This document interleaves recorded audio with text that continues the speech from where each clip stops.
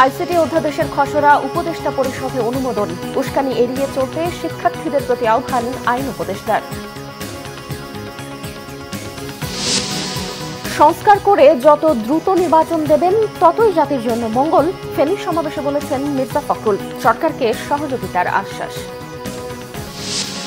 July August গণহত্যায় গ্রেফতার দেখিয়ে কারাগারে পাঠানো হলো সাবেক আইজিপি মামুন সহ ৮ জনকে। ১ মাসের মধ্যে তদন্ত শেষ করার নির্দেশ ট্রাইব্যুনালের। দেখছিলেন ক্রাউন সিলেন্ট সংবাদ শিরোনাম। আন্তর্জাতিক অপরাধ ট্রাইব্যুনালের অধ্যাদেশের খসড়ায় অনুমোদন দিয়েছে উপদেষ্টা পরিষদ। প্রধান উপদেষ্টা অধ্যাপক মোহাম্মদ ইউনূসের সভাপতিত্বে উপদেষ্টা পরিষদের বৈঠকে এই অনুমোদন দেয়া হয়। সকালে প্রথমবারের মতো সচিবালয়ে যান অন্তর্বর্তীকালীন সরকারের প্রধান উপদেষ্টা অধ্যাপক মোহাম্মদ ইউনূস। সচিবালয়ে মন্ত্রিপরিষদ বিভাগের উপদেষ্টা পরিষদের বৈঠক অনুষ্ঠিত হয়। এতে আন্তর্জাতিক অপরাধ ট্রাইব্যুনাল অধ্যাদেশের খসড়ার অনুমোদন দেয় উপদেষ্টা পরিষদ। বৈঠকে প্রধান উপদেষ্টা ছাড়াও অর্থ উপদেষ্টা সালেউদ্দিন আহমেদ, আইন উপদেষ্টা আসিফ নজরুল, তথ্য উপদেষ্টা নাহিদ ইসলাম সহ অন্যান্য উপদেষ্টা ও সংশ্লিষ্ট ঊর্ধ্বতন কর্মকর্তারা উপস্থিত ছিলেন। এদিকে আইন ও সংসদ উপদেষ্টা ডক্টর আসিফ নজরুল বলেছেন, ট্রাইব্যুনালে বিচারের স্বচ্ছতা নিশ্চিতে আইনের পরিবর্তন আনা হয়েছে। বলেন, সরকারের বিভিন্ন বাহিনীর অপরাধের সুনির্দিষ্ট বিধান থাকলেও রাজনৈতিক দলের বিচার আগের সন্ত্রাস দমন আইনের মতোই আইন দিয়ে সম্ভব। উপদেষ্টা পরিষদের বৈঠক নিয়ে সন্ধ্যায় ফরেন সার্ভিস একাডেমিতে সংবাদ সম্মেলনে আসিফ নজরুল এসব কথা বলেন। এছাড়াও ছাত্ররা যাতে কোনো ধরনের উস্কানির মধ্যে না পড়ে সে বিষয়ে সবাইকে সতর্ক থাকারও আহ্বান জানান আইন ও সংসদ বিষয়ক উপদেষ্টা।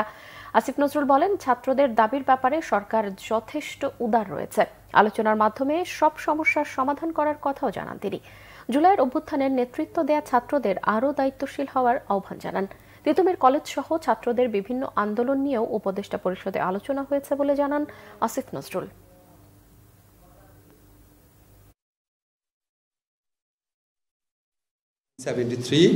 এটা আমরা একটু অ্যামেন্ডমেন্ট করেছি। এই অ্যামেন্ডমেন্ট করার প্রয়োজন আমরা অনুভব করেছি, কারণ বিগত ফ্যাসিস্ট সরকারের আমলে এই আইনে যখন বিচার করা হয় তখন এই আইনের বিভিন্ন ত্রুটি বিচ্যুতি নিয়ে বিভিন্ন মহলে অনেক সমালোচনা করা হয়েছিল। আন্তর্জাতিক মানবাধিকার যে প্রতিষ্ঠানগুলো আছে, দেশীয় মানবাধিকার প্রতিষ্ঠান সহ বিভিন্ন স্টেক হোল্ডাররা অনেক ত্রুটি বিচ্যুতি তুলে ধরেছিলেন। তো আমরা যেহেতু চেয়েছি একটা খুব ফেয়ার ট্রায়াল করতে, ডিউ প্রসেস মেনটেন করতে, এই জন্য আমরা সেই তাগিদ থেকে এটা অ্যামেন্ডমেন্ট করার উদ্যোগ নেই এবং উদ্যোগ গ্রহণ করার পর্যায়ে আমরা যতটা ব্যাপক সম্ভব মানুষের মতামত দিয়েছি। সংবিধান সংস্কার কমিশনের প্রধান অধ্যাপক ডক্টর আলী রিয়াজ বলেছেন, বিগত 16 বছর দেশের স্বৈরশাসকের বিরুদ্ধে রাজনৈতিক দলগুলো প্রতিরোধের চেষ্টা করলেও ভয়ের সংস্কৃতি তৈরি করে জনগণকে নিষ্ক্রিয় করে রেখেছিল আওয়ামী লীগ সরকার। বিকেলে ঢাকা বিশ্ববিদ্যালয়ের ইতিহাস বিভাগ আয়োজিত স্মারক বক্তৃতা ও বৃত্তি প্রদান অনুষ্ঠানে তিনি এই মন্তব্য করেন। ডক্টর আলী রিয়াজ বলেন, এর পাশাপাশি ক্রমমানবতাশীল অবস্থাকে গ্রহণের মানসিকতাও তৈরি করা হয়েছে। এই নিষ্ক্রিয়তা উৎপাদন করেছে বাংলাদেশের গণমাধ্যমগুলো। এর সঙ্গে সংশ্লিষ্ট সাংবাদিকদের একাংশ ও কথিত রাজনৈতিক বিশ্লেষকরা ও কথিত সিভিল সোসাইটির একটি অংশ এই প্রক্রিয়াকে বৈধতা দিয়েছেন। তিনি আরও বলেন, স্বৈরশাসক কিভাবে তৈরি হয়, কিভাবে তৈরি হয়েছিল সেই প্রেক্ষাপট ও পথরেখা বোঝা দরকার। এই অভিজ্ঞতা থেকে শিক্ষা নিয়ে কৌশল তৈরি করতে হবে বলে মন্তব্য করেন অধ্যাপক ডক্টর আলী রিয়াজ। স্বৈরাচারী শাসকদের উত্থানের কৌশলগুলো সফল হবে কিনা সেটা নির্ভর করে ভোক্তা বা জনগণের একটি বড় অংশ কীভাবে গ্রহণ করেন। বাংলাদেশের 16 বছরের স্বৈর শাসনের বিরুদ্ধে রাজনৈতিক দল এবং বিভিন্ন শক্তি প্রতিরোধ তৈরি করার চেষ্টা করেছে। দেশে একটি ভয়ের সংস্কৃতি তৈরি করে মানুষকে এক ধরনের নিষ্ক্রিয়তার দিকে ঠেলে দেওয়া হয়েছিল। কিন্তু এর পাশাপাশি ক্রমাবনতিশীল অবস্থাকে গ্রহণ করে নেবার মানসিকতাও তৈরি করা হয়েছে। এই প্যাসিভিটি বা নিষ্ক্রিয়তা উৎপাদন করেছে বাংলাদেশের গণমাধ্যমগুলো, এর সঙ্গে সংশ্লিষ্ট সাংবাদিকদের একাংশ এবং কথিত রাজনৈতিক বিশ্লেষকরা। বাংলাদেশের কথিত সিভিল সোসাইটির একটি অংশ এবং সাংস্কৃতিক কর্মী বলে পরিচিতরা এই প্রক্রিয়াকে বৈধতা প্রদান করেছেন। বিএনপি মহাসচিব মির্জা ফখরুল ইসলাম আলমগীর বলেছেন, সংস্কার কাজ শেষ করে দ্রুত সময়ের মধ্যে নির্বাচন দিলেই জাতির জন্য মঙ্গল। বিএনপি বর্তমানে সরকারকে সহযোগিতা করতে চায় বলেও জানান তিনি। বলেন, রাজনৈতিক দলগুলোর সাথে আলোচনা করলে অন্তর্বর্তী সরকারের চলার পথ সহজ হবে। ফেনী থেকে রিপোর্ট করছেন আহমেদ সারওয়ার, সাথে ছিলেন প্রতিনিধি রফিকুল ইসলাম, ছবি তুলেছেন আরআই বাবুল ও মিরাজুল ইসলাম মামুন। দীর্ঘ ৮-৯ বছর পর প্রথমবারের মতো ছাগলনাইয়ায় স্বস্তিতে সমাবেশ করেছে বিএনপি। জাতীয় বিপ্লব ও সংহতি দিবস উপলক্ষে ফেনী ১ আসনে বিএনপি আয়োজিত এই সমাবেশে দুপুর থেকে এই অঞ্চলের নেতাকর্মী ও সাধারণ মানুষ আসতে থাকেন বিএনপি নেতাদের বক্তব্য শুনতে। বিকাল ৩টার কিছু পরে বিএনপি মহাসচিব আসেন ছাগলনাইয়ার আদালতপাড়া মাঠের সমাবেশস্থলে। এই সময় সমাবেশে উপস্থিত বিএনপি চেয়ারপারসন বেগম খালেদা জিয়ার নিজ সংসদীয় আসনের জনগণ মির্জা ফখরুল ইসলাম আলমগীরকে করতালির মাধ্যমে স্বাগত জানায়।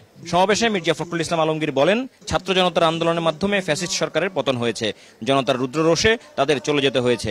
এরপর দেশের জনগণ কিছুটা স্বস্তিতে আছে, কিন্তু সবাই অধীর আগ্রহ অপেক্ষা করছে কখন তাদের গণতান্ত্রিক অধিকার ফিরে পাবে।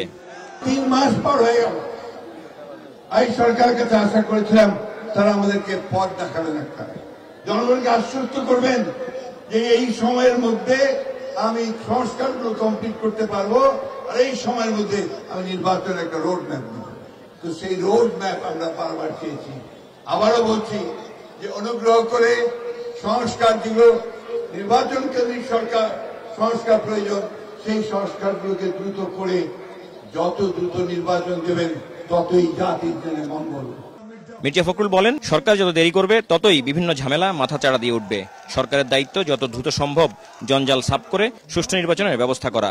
যতই নির্বাচন দেরি হবে ততই বেশি সমস্যাগুলো আরো বাড়বে।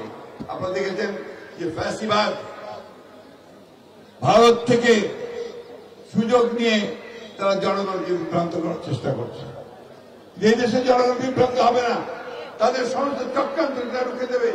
কোনদিনই আর ফ্যাসিবাদকে তারা ফিরিয়ে আনবে না, অথবা আধিপত্য তারা মেনে নেবে না। সমাবেশে বিএনপি নেতারা বলেন, আওয়ামী লীগ পালিয়েছে, ক্ষমতা থাকলে তারা বাঘ, না হলে ইঁদুর। আমার নেতা তারেক রহমানের মামলা এখনো প্রত্যাহার হয় নাই। ইউনূস সাহেব আপনার মামলা তো প্রত্যাহার হয়েছে, তারেক রহমানের মামলা অনতিবিলম্বে প্রত্যাহার করুন। আগামী দিনে যদি কোনো অপশক্তির সৃষ্টি হয়, এই ফেনীর মানুষকে সাথে নিয়ে এই ফ্যাসিবাদদের মতো ওই অপশক্তিকে মোকাবেলা করব, এটাই হবে আজকের বিপ্লবে আমাদের অঙ্গীকার। এর আগে ফুলগাজী উপজেলার শ্রীপুরে বেগম খালেদা জিয়ার পৈতৃক বাড়িতে যান বিএনপি মহাসচিব। সেখানে তিনি বন্যায় ক্ষতিগ্রস্ত শিক্ষার্থীদের মাঝে শিক্ষা উপকরণ এবং অসহায় পরিবারের মাঝে গৃহ নির্মাণ সহায়তা প্রদান করেন। কেন্দ্রীয় ও ফেনী ১ আসনের বিএনপি নেতারা এ সময় তার সাথে ছিলেন। আহমেদ সারওয়ার, বাংলা ভিশন, ফেনী।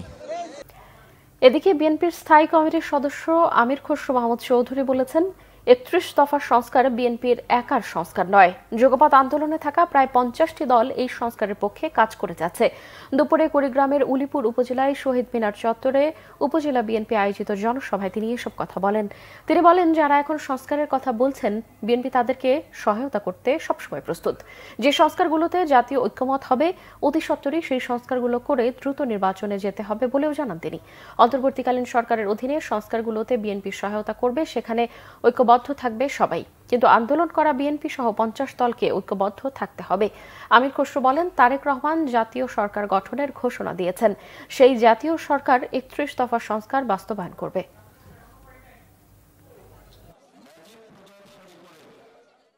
অন্তর্বর্তীকালীন সরকারের অধীনে সংস্কারে আমি তো বলেছি আমরা সহযোগিতা করব, কিন্তু যেখানে ঐক্যবদ্ধ হবে। কিন্তু বিএনপি এবং আমাদের সাথে যারা রাজপথে যুক্ত করেছে প্রায় ৫০ দল, আমাদের সিদ্ধান্তে অটল থাকবো। এখন সংস্কার কি হয় না হয় সেটা আমরা দেখব। সশস্ত্র বাহিনী দিবস উপলক্ষে আগামীকাল বৃহস্পতিবার সেনাকুঞ্জে যাচ্ছেন বিএনপি চেয়ারপারসন বেগম খালেদা জিয়া। যোগ দেবেন সেনাকুঞ্জের সম্বর্ধনা অনুষ্ঠানে। কালবেলা ৩:৩০টায় সেনাকুঞ্জের উদ্দেশ্যে গুলশানের বাসা থেকে বের হবেন বিএনপি চেয়ারপারসন। ২০১৮ সালের পর খালেদা জিয়া প্রকাশ্যে কোনো কর্মসূচিতে অংশ নিচ্ছেন। এর আগে ২০১৮ সালের ৫ ফেব্রুয়ারি সবশেষ সিলেট সফর করেন তিনি। বিএনপি চেয়ারপারসনের একান্ত সচিব ABM আব্দুস সাত্তার এই তথ্য নিশ্চিত করেছেন। খালেদা জিয়ার পাশাপাশি ২০০৯ সালের পর এবারই প্রথম বিএনপির ভারপ্রাপ্ত চেয়ারম্যান তারেক রহমানকে এই অনুষ্ঠানে আমন্ত্রণ জানানো হয়েছে। এবছর সশস্ত্র বাহিনী দিবসের অনুষ্ঠানে বিএনপির ২৬ জন আমন্ত্রণ পেয়েছেন। এর মধ্যে রয়েছেন বিএনপি মহাসচিব মির্জা ফখরুল ইসলাম আলমগীর এবং স্থায়ী কমিটির সদস্য ও ভাইস চেয়ারম্যান পদমর্যাদার নেতারা। বড়পুকুরিয়া কয়লা খনি দুর্নীতি মামলায় বিএনপি চেয়ারপারসন বেগম খালেদা জিয়া সহ 8 জনের বিরুদ্ধে অভিযোগ গঠনের শুনানি পিছিয়ে 27 নভেম্বর ধার্য করেছে আদালত। বুধবার সকালে আদালতে হাজির হয়েছিলেন আসামি আলতাফ হোসেন চৌধুরী ও খন্দকার মোশাররফ হোসেন। আসামি পক্ষের আইনজীবী জানান, গত 5 অক্টোবর আসামিদের উপস্থিতিতে অভিযোগ গঠনের কথা ছিল। সেদিন 7 জন আসামির পক্ষে মামলা থেকে অব্যাহতির আবেদন করা হয়। আসামি পক্ষের আইনজীবীরা জানান, সব নিয়ম মেনেই বড়পুকুরিয়া কয়লা খনি থেকে কয়লা আহরণের টেন্ডার কাজ সম্পন্ন করা হয়। শুধু রাজনীতি থেকে দূরে রাখতেই 111 সরকার বিএনপি ও আওয়ামী লীগের শীর্ষ নেতৃত্বের বিরুদ্ধে এই মামলা করে। পরবর্তীতে শেখ হাসিনা ক্ষমতায় এসেই আদালতকে প্রভাবিত করে মামলা থেকে তার নাম প্রত্যাহার করে নেয়। আর প্রতিহিংসার বশবর্তী হয়ে খালেদা জিয়া ও বিএনপি নেতাদের বিরুদ্ধে আদালতকে ব্যবহার করতে থাকে। জুলাই আগস্ট গণহত্যার অভিযোগে গ্রেফতার দেখানো হয়েছে সাবেক পুলিশ প্রধান চৌধুরী আব্দুল্লাহ আল মামুন সহ 7 জন পুলিশ কর্মকর্তা ও বরখাস্ত সেনা কর্মকর্তা জিয়াউল আহসান সহ 8 জনকে। 1 মাসের মধ্যে এসব আসামিদের ব্যাপারে তদন্ত শেষ করার নির্দেশ দিয়েছে ট্রাইব্যুনালের চেয়ারম্যান বিচারপতি মোহাম্মদ গোলাম মর্তুজা মজুমদারের নেতৃত্বাধীন 3 সদস্যের বিচারিক প্যানেল। যথাযথ ও কার্যকর তদন্তের স্বার্থে পরবর্তী নির্দেশনা না দেওয়া পর্যন্ত 8 আসামিকে কারাগারে রাখার নির্দেশ দেয় ট্রাইব্যুনাল। আরও জানাচ্ছেন এসএম ফয়েজ। জুলাই আগস্টে দেশজুড়ে যখন গণহত্যা হয়, সে সময় পুলিশ প্রধান ছিলেন চৌধুরী আব্দুল্লাহ আল মামুন। তাকে প্রধান আসামি করে ট্রাইব্যুনালে মামলা করা হয়। চৌধুরী আব্দুল্লাহ আল মামুন, বরখাস্ত সেনা কর্মকর্তা জিয়াউল আহসান সহ 8 জনকে মানবতাবিরোধী অপরাধ মামলায় গ্রেপ্তার দেখানো হয়। বুধবার সকাল 10টার দিকে প্রথমে ট্রাইব্যুনালে আনা হয় সাবেক আইজিপি মামুন ও আয়নাগরের মাস্টারমাইন্ড বরখাস্ত সেনা কর্মকর্তা জিয়াউল আহসানকে। পরে একে একে প্রিজন ভ্যান থেকে নামানো হয় মিরপুরের সাবেক ডিসি জসিমউদ্দিন মোল্লা, ঢাকা জেলার সাবেক এসপি আব্দুল্লাহ আল কাফি, এডিশনাল এসপি শাহিদুল ইসলাম, গুলশান থানার সাবেক ওসি মাজহারুল ইসলাম, যাত্রাবাড়ি থানার সাবেক ওসি আবুল হাসান ও ঢাকা উত্তর ডিবির সাবেক পরিদর্শক আরাফাতকে। আন্তর্জাতিক অপরাধ ট্রাইব্যুনালে শুনানি শুরু হয় সকাল 11টায়। শুনানিতে চিফ প্রসিকিউটর বলেন, পুলিশের সাবেক আইজিপি চৌধুরী আব্দুল্লাহ আল মামুন ছিলেন শেখ হাসিনার প্রধান সেনাপতি। তার পরিকল্পনা, নির্দেশনা ও সহযোগিতায় গোটা দেশে জুলাই আগস্টে হয়েছে গণহত্যা। নির্বিচারে গুলি চালায় পুলিশ। চৌধুরী আব্দুল্লাহ আল মামুন সাহেবের বিরুদ্ধে superior command responsibility, planning, preparation, order, complicit, এই সমস্ত বিষয়ে আইনের যে সমস্ত ধারাগুলো প্রযোজ্য তার ক্ষেত্রে সেই বিষয়ে তার বিরুদ্ধে অভিযোগ তদন্ত সংস্থা দিয়েছেন। সেই অভিযোগে আমরা বলেছি তাকে তদন্ত শেষ না হওয়া পর্যন্ত গ্রেপ্তার রাখা প্রয়োজন। তারা যে অপরাধগুলো করেছে এগুলো শয়তানও করতে ভয় পাবে। প্রত্যেকটা অফিসারের ব্যাপারে সুনির্দিষ্ট যে সমস্ত অভিযোগ ছিল সেগুলো আমরা সুনির্দিষ্টভাবে তুলে ধরেছি। আন্তর্জাতিক স্ট্যান্ডার্ড ফলো করে সমস্ত ডিজিটাল এভিডেন্স, লাইভ এভিডেন্স এমনভাবে আমরা আদালতের সামনে প্লেস করব, ক্রিস্টাল ক্লিয়ারভাবে অপরাধীরা জানতে পারবে তাদের কি অপরাধ ছিল। ন্যাশনাল টেলিকমিউনিকেশন মনিটরিং সেন্টারের দায়িত্বে থাকা বরখাস্ত মেজর জেনারেল জিয়াউল আহসান কিভাবে ইন্টারনেট বন্ধ করে গণহত্যা উস্কে দেন তা আন্তর্জাতিক অপরাধ ট্রাইব্যুনালে তুলে ধরা হয়। জিয়াকে কসাই রাধবানের সঙ্গে তুলনা করেছে তদন্ত সংস্থা। এ সময় জিয়াউল আহসানের বোন নাজমুন নাহার ট্রাইব্যুনালের বিচারকে মিডিয়া ট্রায়াল বলে দাবি করেন। আয়নাঘর নামক যে একটা ভয়ঙ্কর তথ্য, সেই তথ্যটা নিয়ে যে মিডিয়া যে ট্রায়ালটা করছে, সেই ট্রায়ালটা ওনার পরিবারের জন্য এবং ওনার জন্য অত্যন্ত মর্মান্তিক। আমি আপনাদের অনুরোধ করব, আপনারা এই কাজটা করবেন না। একটা মানুষকে মিডিয়া ট্রায়ালের মাধ্যমে তাকে হেয় করার কোনো অধিকার কারো নাই। বলকানের কসাইদের মতো বাংলাদেশের কসাই হিসেবে এই জিয়াউল আহসান হত্যাকাণ্ড থেকে শুরু করে অপহরণ, নির্যাতন, গুম এগুলোর সাথে জড়িত ছিলেন। তার বিরুদ্ধে সুস্পষ্ট অভিযোগ এসেছে। তার বিরুদ্ধে জুলাই আগস্টের যে গণহত্যা এবং মানবতা বিরোধী অপরাধ, তার বাইরেও বিগত সরকারের পুরো সময় জুড়ে বিভিন্ন সময় তার দায়িত্ব পালনকালীন সময়ে যত গুম হয়েছে সব গুমের অভিযোগের তীরটি তার বিরুদ্ধে গিয়েছে। আওয়ামী লীগ সরকারের আমলে যারা বিরোধী দলের থেকে কথা বলার চেষ্টা করেছে, ভয়েস রেজ করার চেষ্টা করেছে, তাদেরকে একের পর এক পরিকল্পিতভাবে অপহরণ করেছেন, গুম করেছেন, বছরের পর বছর আটকে রেখেছেন। তার নেতৃত্বে বিএনপির নেতা ইলিয়াস আলীকে অপহরণ করে হত্যা করা হয় বলে আমরা জানতে পেরেছি। এজলাসে হাউমাউ করে কেঁদে ওঠেন গুলশান থানার সাবেক ওসি মাজহারুল ইসলাম। বলেন, ন্যায় বিচার চান তিনি। ট্রাইব্যুনাল বললেন ন্যায় বিচার পাবেন, তবে বাকিদের নিশ্চিন্তে থাকতে দেখা যায়। সম্পূর্ণ স্বচ্ছতার সাথে এই বিচার হবে বলেও আশ্বস্ত করেছেন চিফ প্রসিকিউটর। শেখ হাসিনা সরকারের আমলে তৈরি করা হয়েছে আন্তর্জাতিক অপরাধ ট্রাইব্যুনাল। যেখানে বিচার করা হয়েছে যুদ্ধ অপরাধীদের, আর সেখানেই বিচার হচ্ছে আওয়ামী লীগের ক্ষমতাধর মন্ত্রী, এমপি, সাবেক আমলা, সাবেক পুলিশ কর্মকর্তা, সাবেক সেনা কর্মকর্তাদের, যাদের বিরুদ্ধে জুলাই আগস্ট গণহত্যা, হত্যা, লাশ গুমের অভিযোগ রয়েছে মানবতা বিরোধীরও। আন্তর্জাতিক অপরাধ ট্রাইব্যুনালের প্রাথমিক তদন্তেও তার সত্যতা মিলেছে। S M Foyez, Bangla vision, Dhaka. Dhaka মহানগরীতে 3 দিনের মধ্যে ব্যাটারি চালিত রিকশা চলাচল বন্ধে হাইকোর্টের নির্দেশ থাকলেও প্রথম দিনে নেই তার কোনো প্রতিফলন। এখনও রাজধানীর রাস্তায় দাপিয়ে বেড়াচ্ছে ব্যাটারি চালিত এই বাহনটি। নিয়ম ভেঙে উল্টো পথে চললেও দেখার কেউ নেই। বাহনটি বন্ধে কঠোর পদক্ষেপ চায় সাধারণ মানুষ। তবে বিকল্প ব্যবস্থা না করে ইঞ্জিন চালিত রিকশা বন্ধ না করার দাবি চালকদের। মুজিবুর রহমানের ক্যামেরায় বিস্তারিত জানাচ্ছেন মামুন আব্দুল্লাহ। এ যেন রিকশা বাস প্রতিযোগিতা। রাজপথে শুধু বাস নয়, 3 চাকার এই ইঞ্জিন চালিত বাহনের কাছে অসহায় অন্য সব যানবাহনও। একদিকে লেন ঠিক না রাখা, অন্যদিকে উল্টো পথে দাপড়ে বেড়ানো, এমন কোনো অনিয়ম নেই যা বাদ যায় না এই বাহন থেকে। বলবেন যে আপনিও তো উল্টা আসলো, আপনি কিছু বললেন না, এইটা তো এমনিতে বিপদ। ইনারা তো এদিক দিয়ে যাওয়া আসা করে, আমাদের তো বলার কিছু নাই। আমারে তাইলে ভুল হয়ে গেছে, যারা মনে করেন যে নতুন গাড়িরও নামে কোনো ইয়া বুঝে না, হাওয়া বুঝে না, দেখা যায় গাড়ি মাইরা দেয়, নিজেরও ক্ষতি হয়, 10 জনের ক্ষতি হয়। কম সময়ে দ্রুত যাতায়াত এবং ভাড়া কম থাকায় অনেকেই আবার বেছে নিচ্ছেন বাহনটি। তবে রাস্তায় বিশৃঙ্খলা তৈরির কারিগর এই বাহনটি থেকে মুক্তি চান বেশিরভাগ মানুষ। ওরা খুব পারাপারি করে, বাস, মোটরসাইকেল, সিএনজি এগুলোকে সাইড দিতে চায় না, ঠিক আছে। আর ওদের ব্রেকিং সিস্টেম তো ভালো না, হার্ড ব্রেক করে, অনেক সময় অনেক অ্যাক্সিডেন্টের সম্মুখীন হয়। আমাকে পারালিশকা চালায়, এই সারাদিন চালায় 200-250 টাকা ভাড়া মারা, উটোলারা করে 2000-2500, আমরা করে 4-500 করতে জুলুম মাঝে, উটোরা নাগা 30 টাকা 10 নম্বর। আসলে উঠি সময় বাঁচানোর জন্য, সত্যি কথা বলতে। এই আর হচ্ছে আপনার অন্যান্য রিক্সা থেকে আপনার এটার দামটাও কম আসে, সময়টাও বাঁচে, সবকিছু মিলে এই জন্য যাচ্ছে, কিন্তু এটা একটু ঝুঁকিপূর্ণ। এদিকে ইঞ্জিন চালিত রিকশা বন্ধে হাইকোর্টের দেয়া নির্দেশের প্রতিবাদে রাজধানীর বিভিন্ন জায়গায় সড়ক অবরোধ করে সংশ্লিষ্ট চালকরা। বলেন, বিকল্প ব্যবস্থা না করে অটোরিকশা বন্ধ হবে সরকারের ভুল সিদ্ধান্ত। দেশে ব্যাটারি আসলো কিভাবে, আর মানুষে কিনলো কিভাবে, চালাইতেছে কিভাবে? সে কর্মসংস্থানের ব্যবস্থা করার পরেই তো একটা জিনিস বন্ধ করতে হবে। এটা বন্ধ না করে, মানে কাজের ব্যবস্থা না করে বন্ধ করতেছে। আমি 2 মাস হচ্ছে কিনছি, তাহলে আমি 2 মাসের ভিতরে আমি কিস্তি দেবো না, আমার ফ্যামিলি চালাবো, আমি কেমনে চলবো? ঢাকা মহানগর এলাকায় 3 দিনের মধ্যে ব্যাটারি চালিত রিকশা বন্ধে স্বরাষ্ট্র সচিব, স্থানীয় সরকার সচিব, আইজিপি, ঢাকা মহানগর পুলিশ কমিশনার, ঢাকার 2 সিটি কর্পোরেশনকে আদেশ বাস্তবায়নের জন্য বলা হলেও সংস্থাগুলোর কোনো তৎপরতা চোখে পড়েনি। মামুন আব্দুল্লাহ, বাংলা ভিশন, ঢাকা। অবাধ, সুষ্ঠু ও গ্রহণযোগ্য নির্বাচন অনুষ্ঠানে কেউ যেন হস্তক্ষেপ করতে না পারে এমন আইন চান নির্বাচন কমিশন সচিবালয়ের কর্মকর্তারা। নির্বাচন সংস্কার কমিশন বলেছে, বিদ্যমান কিছু আইনে সীমাবদ্ধতা রয়েছে, সেগুলো দূর করা দরকার। আগারগাঁওয়ে নির্বাচন ভবনে দুপুরে নির্বাচন ব্যবস্থা সংস্কারের বিভিন্ন মতামত উঠে আসে।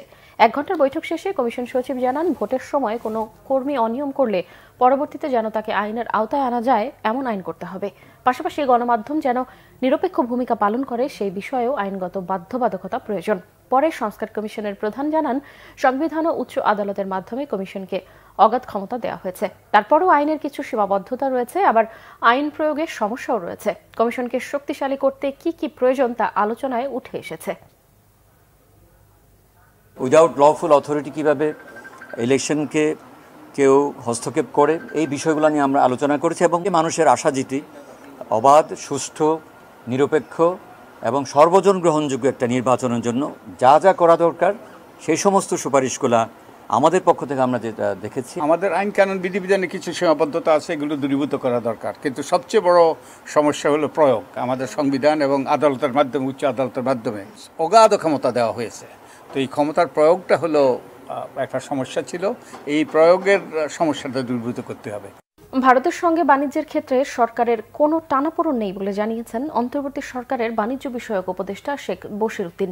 দেশটি থেকে নিয়মিত চাল, আলু, ডিম সহ বিভিন্ন পণ্য আমদানি হচ্ছে, তবে আমদানির ক্ষেত্রে কোনো দেশের সিন্ডিকেটের সম্পৃক্ততা বড় সমস্যা বলে মন্তব্য করেন তিনি। সরকারি প্রতিষ্ঠান টিসিবির মাধ্যমে 40 টাকা দরে আলু বিক্রির কার্যক্রমের উদ্বোধনের সময় উপদেষ্টা এসব তথ্য জানান। বিস্তারিত জানাচ্ছেন জিয়াউল হক সবুজ। রাজধানীর কারওয়ান বাজারে টিসিবির নিয়মিত পণ্যের সাথে কেজিতে 40 টাকা দরের আলু বিক্রির কার্যক্রম উদ্বোধন করেন বাণিজ্য উপদেষ্টা শেখ বশির উদ্দিন। এ সময় তিনি জানান, দ্রব্যমূল্য সহনীয় করতে তাৎক্ষণিক ও দীর্ঘমেয়াদী কিছু পদক্ষেপ নেওয়া হচ্ছে, উন্নত করা হচ্ছে সরবরাহ ব্যবস্থা। আমরা বাজারে সরবরাহটাকে যদি আরো সহজ করতে পারি এবং পরিমাণগতভাবে বৃদ্ধি করতে পারি, তাহলে মূল্যের একটা স্থিতিশীলতা অতি দ্রুত আসবে বলে আশা করি।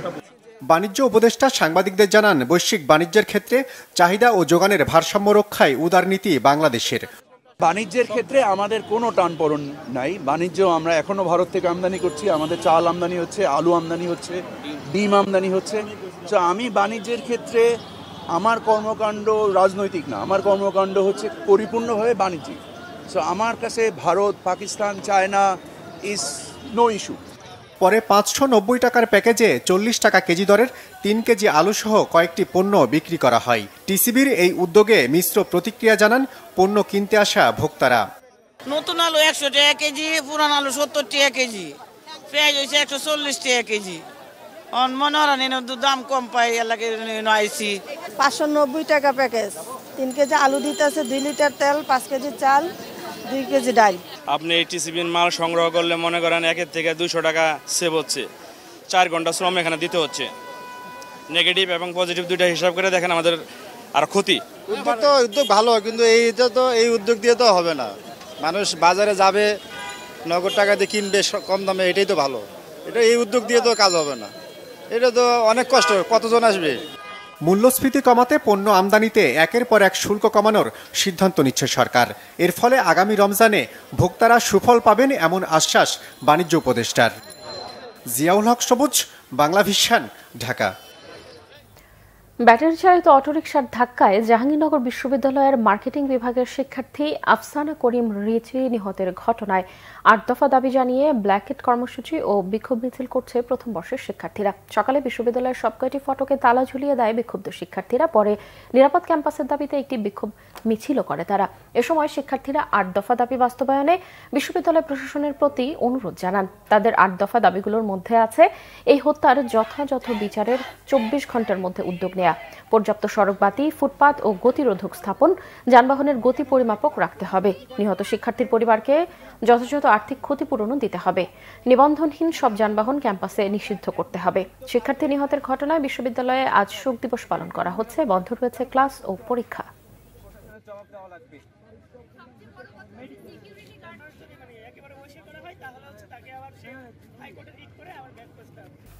সংবাদ শেষ করব ক্রাউন সিমেন্ট শিরোনামগুলো আরো একবার জানি। আইসিটি অধ্যাদেশের খসড়া উপদেষ্টা পরিষদের অনুমোদন, উস্কানি এড়িয়ে চলতে শিক্ষার্থীদের প্রতি আহ্বান আইন উপদেষ্টার। সংস্কার করে যত দ্রুত নির্বাচন দেবেন ততই জাতির জন্য মঙ্গল, ফেনী সমাবেশে বলেছেন মির্জা ফখরুল। সরকারকে সহযোগিতার আশ্বাস। জুলাই আগস্ট গণহত্যায় গ্রেফতার দেখিয়ে কারাগারে পাঠানো হলো সাবেক আইজিপি মামুন সহ 8 জনকে। 1 মাসের মধ্যে তদন্ত শেষ করার নির্দেশ ট্রাইব্যুনালের। দর্শক, এই ছিল এখনকার মতো। পরের সংবাদ রাত 10:30টায়। এর আগে 9টায় রয়েছে নিউজ 20 দেখার আমন্ত্রণ রইল। এছাড়া বাংলাভিশন সংবাদ ও সংবাদ সংশ্লিষ্ট অনুষ্ঠান দেখতে ভিজিট করুন www.bvnews24.com ও facebook.com/banglavishnnews এবং সাবস্ক্রাইব করুন youtube.com/banglavishnnews। এতক্ষণ সঙ্গে থাকায় ধন্যবাদ সবাইকে।